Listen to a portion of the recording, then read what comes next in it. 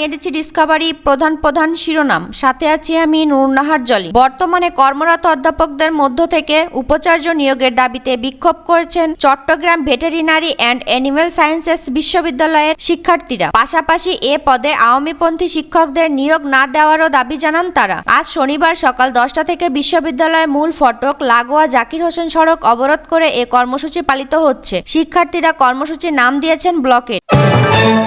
ছাত্র জনতার বিপ্লব ও হাজার জীবনের বিনিময়ে পেয়েছি নতুন বাংলাদেশ। ছাত্র জনতার এই বিজয়কে সম্মান করতে হবে। রাষ্ট্রীয় ক্ষমতায় যারাই থাকুক না কেন তারা যেন ভুলে না যায় ছাত্র জনতার এই আত্মত্যাগের কথা। অন্তর্বর্তীকালীন সরকারের প্রধান কাজ হবে একটি অবাধ ও সুষ্ঠু নির্বাচন উপহার দেওয়া। আর এ কাজটি করতে হলে তাদেরকে কমপক্ষে 2 থেকে 3টি সেক্টরে সংস্কার আনতে হবে। বিশেষ করে প্রশাসন ও পুলিশ প্রশাসন ও নির্বাচন কমিশনকে নিখুঁতভাবে সাজাতে হবে এবং এ ব্যাপারে রাজনৈতিক দলগুলোকে অন্তর্বর্তীকালীন সরকারকে সহায়তা করতে হবে, বলেছেন সেকেন্দার আলী মনি, চেয়ারম্যান বাংলাদেশ লেবার পার্টি ও সম্মিলিত জাতীয় জোট। শিক্ষকের কণ্ঠস্বর শিক্ষায় নতুন সামাজিক অঙ্গীকার, এই প্রতিপাদ্যকে সামনে রেখে গাজীপুরের কালিয়াকৈরে বিশ্ব শিক্ষক দিবস পালিত হয়েছে। এই উপলক্ষে আজ শনিবার উপজেলা প্রশাসনের আয়োজনে একটি র্যালি বের করা হয়।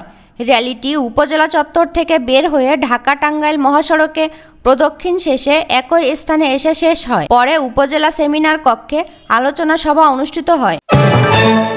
সাভারের আশুলিয়া শিল্পাঞ্চলে কাজে ফিরেছেন তৈরি পোশাক কারখানার শ্রমিকরা।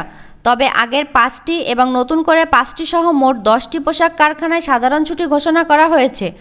শনিবার সকাল থেকে শ্রমিকরা কাজে ফেরায় পোশাক কারখানাগুলো কর্মমুখর হয়েছে। জানা গেছে সকাল 8টা থেকে শ্রমিকরা নিজ নিজ প্রতিষ্ঠানে কাজে যোগ দিলে উৎপাদন শুরু হয় পোশাক কারখানাগুলোই। এখন পর্যন্ত কোথাও কোনো বিশৃঙ্খলার খবর পাওয়া যায়নি। ঢাকা মহানগর পুলিশের ডিএমপি গোয়েন্দা শাখার অতিরিক্ত কমিশনার রেজাউল করিম মল্লিক বলেছেন, ডিবি অফিসে কোনো নায়ক নায়িকা বা সেলিব্রিটির সময় কাটানোর জায়গা হবে না, থাকবে না ভাতের হোটেল। ডিবি অফিসের কলঙ্কিত অধ্যায় শেষ করে পবিত্র ও পরিষ্কার করা হবে, যেখানে মানুষ ন্যায় বিচার পাবে। শনিবার 5 অক্টোবর দুপুরে ডিএমপি মিডিয়া সেন্টারে আয়োজিত এক মিট দ্য প্রেস অনুষ্ঠানে একথা বলেন তিনি। সাথে থাকার জন্য ধন্যবাদ সবাইকে।